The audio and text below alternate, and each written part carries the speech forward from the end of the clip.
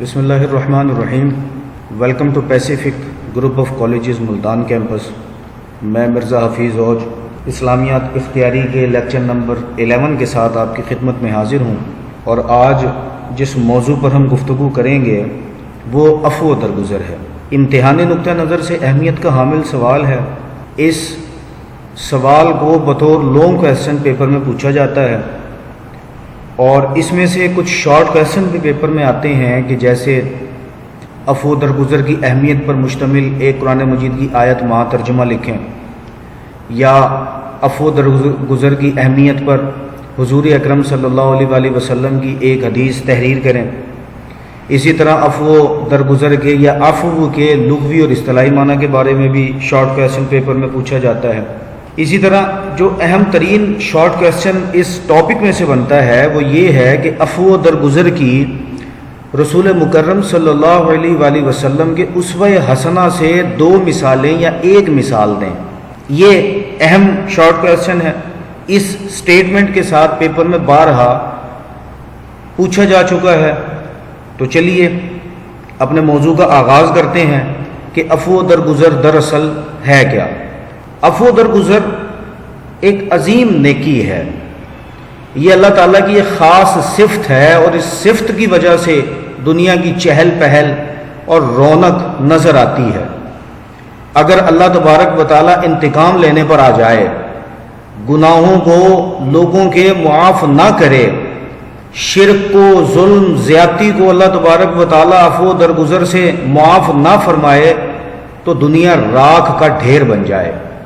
اللہ تعالیٰ کی اسی صفت کا عام مظاہرہ آخرت میں دیکھنے میں ملے گا، جب ہم جیسے گناہ گاروں کی اللہ تبارک و تعالیٰ بخشش فرمائے گا، کہ اللہ تبارک و تعالیٰ بروز قیامت بہانے تلاش کرے گا لوگوں کی مغفرت کرنے کے۔ تو یہ عفو درگزر کی جو صفت ہے اللہ تبارک و تعالیٰ کی، اس کا اظہار بروز قیامت زیادہ دیکھنے میں ملے گا۔ دنیا میں بھی اس کا اظہار ہم ایسی صورت میں دیکھتے ہیں کہ کون سا گناہ ایسا ہے جو دنیا میں نہیں ہوتا، لیکن اس کے باوجود اللہ تبارک و تعالیٰ انتقام نہیں لیتا۔ اللہ تبارک و تعالیٰ گناہ گار کی رسی کو دراز کرتا چلا جاتا ہے، اسے توبہ کے مواقع فراہم کرتا چلا جاتا ہے۔ تو اللہ تبارک و تعالیٰ عفو کرنے والا ہے، اس کی رحمت اس کے غضب پر حاوی ہے، اس کی رحمت زیادہ بڑی ہے اس کے غضب سے۔ تو یہ عفو درگزر اسی تناظر کے اندر اللہ تبارک و تعالیٰ کی صفت ہے۔ لغوی معنی کی طرف اگر چلیں تو عفو کا لغوی معنی ہے مٹانا، محو کرنا، سزا نہ دینا، معاف کر دینا، نظر انداز کرنا، اختیار رکھنے کے باوجود انتقام نہ لینا۔ یہ عفو درگزر ہے کہ کسی سے کوئی خطا ہو گئی، کسی سے کوئی برائی ہو گئی، تو اس کا طاقت رکھنے کے باوجود انتقام نہ لینا عفو درگزر کہلاتا ہے۔ اصطلاحی معنی کی طرف چلیں، درگزر کرتے ہوئے کسی کو معاف کر دینا عفو کہلاتا ہے۔ یعنی کسی نے غلطی کی، اس کی غلطی پر اختیار رکھنے کے باوجود سزا نہیں دی گئی، تو اس درگزر کرتے ہوئے معاف کر دینے کا نام عفو ہے۔ عفو کی اہمیت کی اگر بات کریں تو قرآن کریم میں اللہ تبارک و تعالیٰ نے متعدد مقامات پر عفو کی اہمیت کو بیان کیا۔ قرآن کریم کی سورہ نساء کی آیت نمبر 149 میں اللہ تبارک و تعالیٰ نے ارشاد فرمایا، او تعفو عن سوء فإن اللہ کان عفوا قدیرا، کہ یا کسی کی برائی کو معاف کرو تو بے شک اللہ معاف کرنے والا اور قدرت والا ہے۔ مومنین کی صفات کو اللہ تبارک و تعالیٰ نے سورہ بقرہ کی آیت نمبر 237 کے اندر ان الفاظ میں بیان کیا، وَأَن تَعْفُوا أَقْرَبُ لِلتَّقْوَىٰ، اور یہ بات خوف خدا کے زیادہ قریب ہے کہ تم لوگوں کو معاف کر دیا کرو۔ سورہ البقرہ کی آیت نمبر 109 میں اللہ تبارک و تعالیٰ نے ارشاد فرمایا، فَاعْفُوا وَاصْفَحُوا، کہ پس تم معاف کر دیا کرو اور درگزر کرتے رہا کرو۔ ایک اور آیت کا ترجمہ ہے، اور جو برداشت کرے اور بخش دے تو یقیناً یہ ہمت کا کام ہے۔ تو دیکھیے کہ اللہ تبارک و تعالیٰ نے قرآن کریم میں معاف کر دینے، درگزر کرنے، انتقام نہ لینے کے حوالے سے متعدد آیات ارشاد فرمائی۔ حضور اکرم صلی اللہ علیہ وسلم کی احادیث کی اگر بات کریں رسول اللہ صلی اللہ علیہ وآلہ وسلم کے اسوہ حسنہ کی اگر بات کریں تو رسول مکرم صلی اللہ علیہ وآلہ وسلم ساری زندگی لوگوں کے قصوروں کو معاف کرتے رہے۔ آپ صلی اللہ علیہ وسلم نے فرمایا کہ ایک دوسرے کو معاف کرو، تمہارے باہمی کینے دور ہو جائیں گے۔ دوسری حدیث میں رسول مکرم صلی اللہ علیہ وآلہ وسلم نے ارشاد فرمایا کہ اللہ تعالیٰ عفو و درگزر کرنے والوں کو عزت عطا فرماتا ہے، ان کی عزت میں اضافہ کرتا ہے۔ متفق علیہ کی حدیث ہے۔ میں بتا چکا سابقہ لیکچرز میں کہ متفق علیہ اور صحیح ہین یہ تو شارٹ کویسچن پیپر میں آتے ہیں کہ متفق علیہ سے کیا مراد ہے یا صحیح ہین سے کیا مراد ہے۔ تو متفق علیہ اس حدیث کو کہتے ہیں جو صحیح بخاری اور صحیح مسلم دونوں کتب کے اندر موجود ہو، اور صحیح ہین صحیح بخاری اور صحیح مسلم دونوں کتب کو کہا جاتا ہے۔ متفق علیہ وہ حدیث ہے جو صحیح بخاری اور صحیح مسلم میں دونوں میں ہو، اور صحیح ہین دونوں کتابیں ہیں صحیح بخاری اور صحیح مسلم۔ حضور اکرم صلی اللہ علیہ وآلہ وسلم نے ارشاد فرمایا کہ پہلوان وہ نہیں ہے جو دوسروں کو اکھاڑے میں پچھاڑ دے، بلکہ پہلوان تو وہ ہے کہ جب اسے غصہ آئے تو وہ اپنے غصے کو قابو میں رکھے۔ جامع ترمذی کی روایت ہے کہ ایک شخص نے نبی کریم صلی اللہ علیہ وآلہ وسلم کی خدمت میں حاضر ہو کر عرض کیا کہ یا رسول اللہ صلی اللہ علیہ وسلم، میں اپنے خادم کا قصور، اس کی غلطی دن میں کتنی مرتبہ معاف کروں؟ تو آپ صلی اللہ علیہ وسلم نے ارشاد فرمایا ہر روز 70 بار۔ حضرت موسیٰ علیہ السلام نے اللہ تعالیٰ کی بارگاہ میں عرض کی کہ اے پروردگار عالم، تیرے بندوں میں سے کون تیری بارگاہ میں زیادہ عزت والا ہے؟ تو اللہ تبارک و تعالیٰ کی طرف سے ارشاد ہوا وہ بندہ جو قصوروار پر طاقت و قدرت رکھنے کے باوجود اسے معاف کر دے۔ تو آپ نے ملاحظہ کیا کہ نبی کریم صلی اللہ علیہ وآلہ وسلم نے معاف کر دینے، درگزر سے کام لینے کے حوالے سے اپنی مختلف احادیث میں اس کی ترغیب دلائی۔ اور اگر عفو کی حدود کی بات کریں کہ اس کی حدود کیا ہیں، تو شریعت اسلامی نے عفو کی ایک حد مقرر کی ہے کہ اگر انتقام اور سزا کا اصول نہ ہو تو نظام جو تمدن کا نظام ہے وہ درہم برہم ہو جائے۔ معافی اور رعایت صرف اسی صورت میں ممکن ہے کہ جب کسی شخص کی غلطی اور زیادتی سے معاشرے میں بگاڑ اور فساد پیدا ہونے کا امکان نہ ہو، اور وہ شخص اپنی لغزش، اپنی خطا پر شرمندہ بھی ہو بلکہ اصلاح کی امید بھی ہو۔ جو افراد عادی مجرم ہوں یا حدود اللہ کے جرم کے مرتکب ہوں تو ان کی معافی حدود اللہ کے اجرا سے ہی ہو سکتی ہے۔ ایسے افراد کو سزا ضرور دینی چاہیے تاکہ اس کے خوف سے وہ جرم سے باز آ جائے۔ حضرت عائشہ صدیقہ رضی اللہ تعالی عنہا فرماتی ہیں کہ میں نے کبھی نہیں دیکھا حضرت صلی اللہ علیہ وآلہ وسلم نے اپنی ذات کے معاملے میں کسی سے انتقام لیا ہو، لیکن جب کوئی حدود اللہ میں دست درازی کرتا تو آپ صلی اللہ علیہ وآلہ وسلم غضبناک ہو جاتے۔ آسان الفاظ میں کہ جو کوئی ایسا جرم کرے جو حدود اللہ کی مخالفت میں ہو یا اللہ تبارک و تعالیٰ کی حدوں کو عبور کرنا ہو تو اسے سزا دی جائے گی تاکہ معاشرے کا نظام درم برم ہونے سے محفوظ رہ سکے۔ اگر حضور اکرم صلی اللہ علیہ وآلہ وسلم کی سیرت طیبہ سے عفو درگزر کی مثالیں لی جائیں تو سب سے پہلی یہ ہے کہ کفار مکہ کی شدید مخالفت تھی۔ کوہ صفا پر دعوت حق کے اعلان کے ساتھ ہی مخالفتوں کا سیلاب امڑ پڑا۔ آپ صلی اللہ علیہ وآلہ وسلم پر شدید مظالم ڈھائے گئے۔ آپ صلی اللہ علیہ وسلم کو معاذ اللہ جادوگر، دیوانہ، مجنون، پاگل اور شاعر کہا گیا، تمسخر، مذاق اڑایا گیا، راستے میں کانٹے بچھائے گئے۔ آپ صلی اللہ علیہ وآلہ وسلم کو اور آپ صلی اللہ علیہ وسلم کے ساتھیوں کو ناقابل بیان تکالیف دی گئیں، لیکن ان سب کے باوجود آپ صلی اللہ علیہ وآلہ وسلم نے انہیں معاف کیا اور کبھی بد دعا نہ دی۔ پھر ابو جہل کا رویہ ہم سب جانتے ہیں کہ ابو جہل آپ صلی اللہ علیہ وسلم کی مخالفت میں سب سے آگے تھا۔ ایک راوی جس نے حضور اکرم صلی اللہ علیہ وسلم کو ذی الحجاج کے بازار میں اسلام میں آنے کی دعوت دیتے ہوئے دیکھا، بیان کرتا ہے کہ حضور اکرم صلی اللہ علیہ وسلم فرما رہے تھے لوگو لا الہ الا اللہ کہو نجات پا جاؤ گے۔ پیچھے پیچھے ابو جہل بھی تھا، وہ آپ صلی اللہ علیہ وسلم پر خاک اڑا کر کہہ رہا تھا کہ لوگو اس شخص کی باتیں تمہیں تمہارے مذہب سے ہٹا دیں گی، یہ چاہتا ہے کہ تم اپنے دیوتاؤں لات و منات و عزا کو چھوڑ دو۔ راوی کہتے ہیں کہ آپ صلی اللہ علیہ وسلم اس حالت میں اس کی طرف مڑ کر بھی نہ دیکھتے تھے۔ ایک دفعہ ابو جہل حضور اکرم صلی اللہ علیہ وسلم کو ایک گڑھے میں ڈالنا چاہتا تھا، لیکن خود اس میں جا گرا اور خود حضور اکرم صلی اللہ علیہ وسلم نے اسے وہاں سے نکالا۔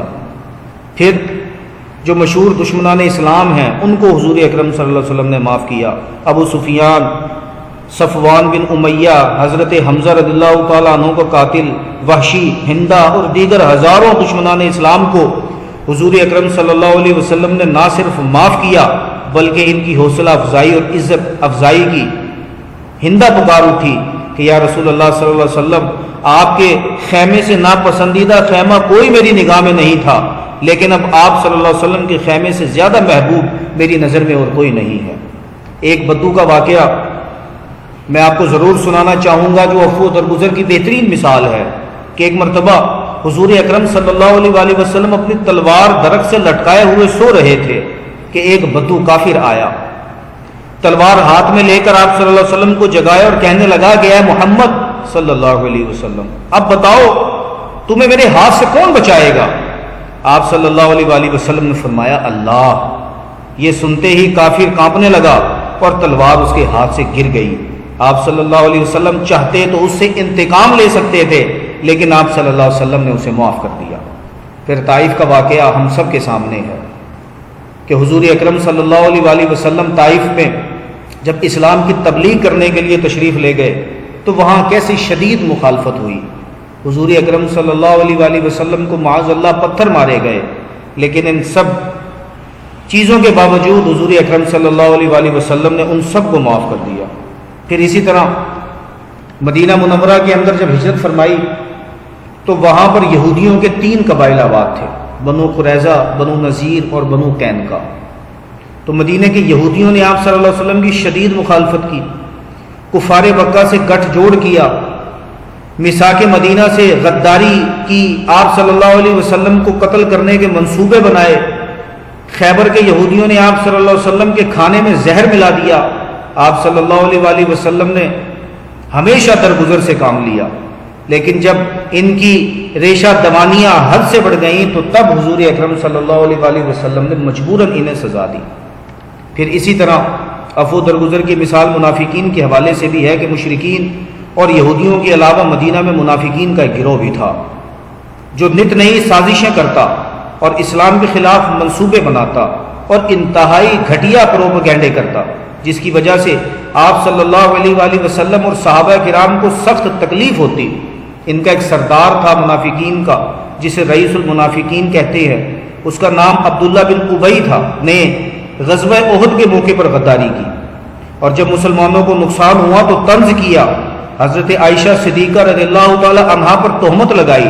عبداللہ بن ابی کا لڑکا مسلمان ہو چکا تھا، اس نے کئی بار حضور اکرم صلی اللہ علیہ وسلم سے درخواست کی کہ میں خود اپنے باپ کا خاتمہ کر دوں، لیکن آپ صلی اللہ علیہ وسلم نے منع فرما دیا، بلکہ اس کی موت پر اسے اپنا کرتا پہنایا اور بحکم الہی آپ صلی اللہ علیہ وسلم نے وہ کرتا واپس لے لیا اور نماز جنازہ نہ پڑھائی۔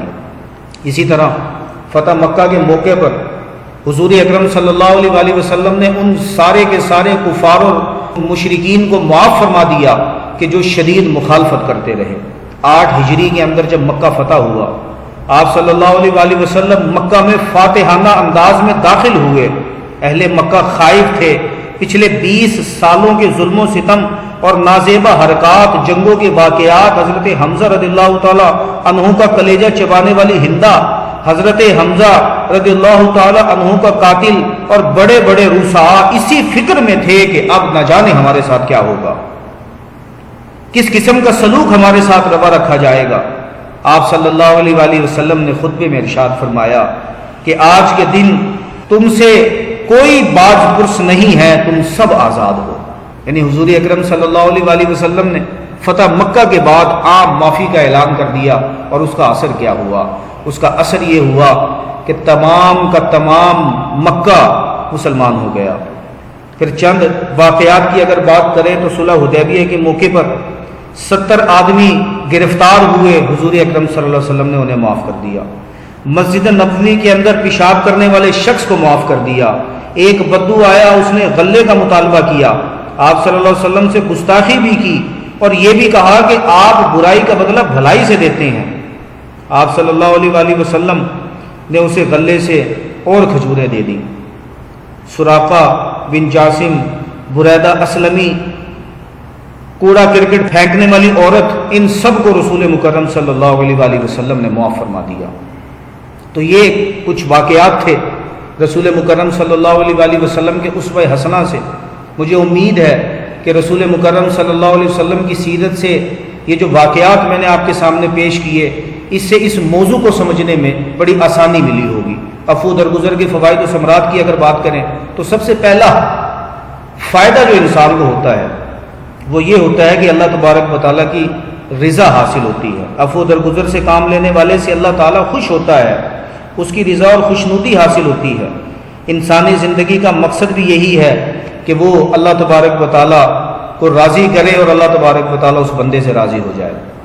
دوسرا فائدہ جو لوگوں کو معاف کرنے سے حاصل ہوتا ہے وہ اللہ تبارک و تعالیٰ کی مدد اور نصرت حاصل ہوتی ہے۔ جو مسلمان عفو درگزر کا معاملہ کرے گا تو اللہ تعالیٰ اس شخص سے محبت کرے گا اور اسے اللہ تعالیٰ کی تائید اور نصرت حاصل ہوگی، جبکہ اللہ تعالیٰ کی نصرت بندے کے لیے نہایت مفید ہے۔ پھر تیسرا جو فائدہ ہوتا ہے وہ یہ ہے کہ عزت و وقار میں اضافہ ہوتا ہے، کہ عفو ایک بہت بڑی نیکی ہے۔ ایک دوسرے کو معاف کرنے سے آپس میں محبت پیدا ہوتی ہے، عزت میں اضافہ ہوتا ہے۔ ایک حدیث میں بیان ہوا کہ جو معاف کرتے ہیں اللہ تعالیٰ ان کی عزت میں اضافہ کرتا ہے۔ پھر چوتھے نمبر پر عزم و ہمت کے عفو کا مظاہرہ کرنا اور صبر سے کام لینا بہت ہی ہمت اور عظمت والا کام ہے۔ قرآن کریم میں سورہ شورى کی آیت نمبر 42 میں اللہ نے ارشاد فرمایا کہ جو شخص صبر اور عفو سے کام لیتا ہے تو یہ بہت ہمت کا کام ہے۔ پھر یہ کام اجر عظیم عطا کرتا ہے کہ اللہ تعالیٰ خود عفو درگزر سے کام لیتا ہے۔ وہ اپنے بندوں سے بھی یہی چاہتا ہے کہ وہ آپس میں ایک دوسرے کے قصوروں کو معاف کر دیا کریں۔ آخرت میں اللہ اس صفت کا بہت زیادہ اجر عطا فرمائے گا۔ حدیث مبارکہ میں آتا ہے کہ جس نے غصہ ضبط کر لیا اس حال میں کہ وہ اسے پورا کرنے پر قادر تھا، قیامت کے روز اللہ تعالیٰ اسے تمام مخلوق کے سامنے بلائے گا اور اسے اختیار دے دے گا، جس حور کو پسند کرے منتخب کر لے۔ پھر ایک فائدہ یہ ہوتا ہے عفو درگزر کا کہ احسار و قربانی کا جذبہ فروغ پاتا ہے، کہ عفو کی وجہ سے معاشرے میں الفت و محبت کے جذبات پیدا ہوتے ہیں، احسار و قربانی کی فضا قائم ہوتی ہے، بغض اور انتقام سے نجات مل جاتی ہے، احسار و قربانی کی تربیت حاصل ہوتی ہے۔ انہی جذبات کی موجودگی میں معاشرہ مستحکم ہو جاتا ہے۔ پھر عفو درگزر کرنے والے کو دوزخ سے نجات اور چھٹکارا مل جاتا ہے، کہ ہماری بخشش اور مغفرت کا انحصار اللہ تبارک و تعالیٰ کے عفو پر بھی ہی ہے۔ اس کی رحمت کی وجہ سے ہم سب کی بخشش اور مغفرت ہوگی۔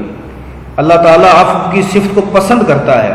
جو مومن اس صفت کے حامل ہوں وہ دوزخ سے نجات پائیں گے، کہ رسول مکرم صلی اللہ علیہ وآلہ وسلم نے ارشاد فرمایا میں تمہیں نہ بتاؤں کہ دوزخ کی آگ کس چیز پر حرام ہے؟ ہر آسانی پیدا کرنے والے، نرم دل، جلد ملنے والے اور سہولت برتنے والے پر۔ کتنی خوبصورت حضور اکرم صلی اللہ علیہ وآلہ وسلم نے باتیں اپنی حدیث کے اندر ارشاد فرمائی۔ دوزخ کی آگ حرام ہے کس پر؟ ہر آسانی پیدا کرنے والے پر، نرم دل پر، جلد ملنے والے پر اور سہولت برتنے والے پر۔ پھر اس کا ایک فائدہ یہ ہے کہ تبلیغ اسلام میں سہولت رہتی ہے، کہ اسلام کی اشاعت اور تبلیغ میں عفو کی بہت زیادہ اہمیت ہے، چونکہ یہ صرف تبلیغ کی جان ہے۔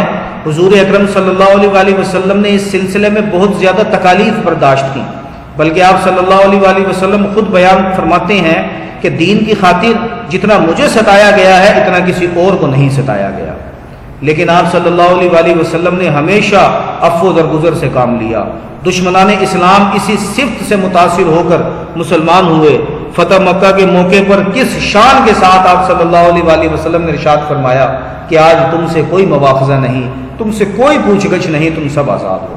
پھر غصے کا علاج ہے کہ روزمرہ کے معاملات میں ہم ایسی حرکتیں کر جاتے ہیں کہ جس سے دوسروں کو غصہ آتا ہے، ناراضی کا سبب بنتا ہے۔ ایسی صورت میں اگر عفو سے کام لیا جائے، درگزر سے کام لیا جائے تو غصہ ٹھنڈا پڑ جاتا ہے اور دوسرے کو اپنی غلطی کا احساس ہو جاتا ہے۔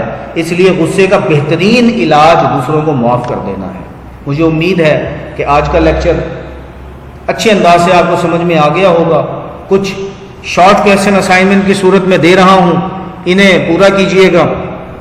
پہلا جو مختصر سوال ہے وہ یہ ہے کہ اسوہ حسنہ سے عفو کی 2 مثالیں تحریر کریں۔